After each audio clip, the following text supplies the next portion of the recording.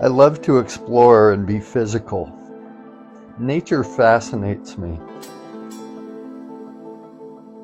The power of rivers,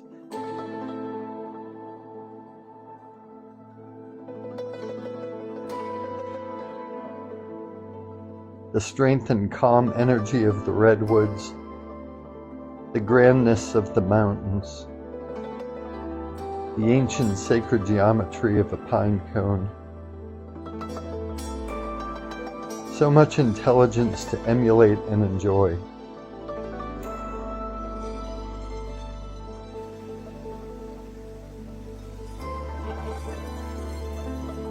To be in a place that will be around long after my great-grandkids will be gone.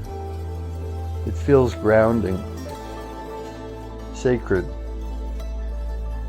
worth protecting.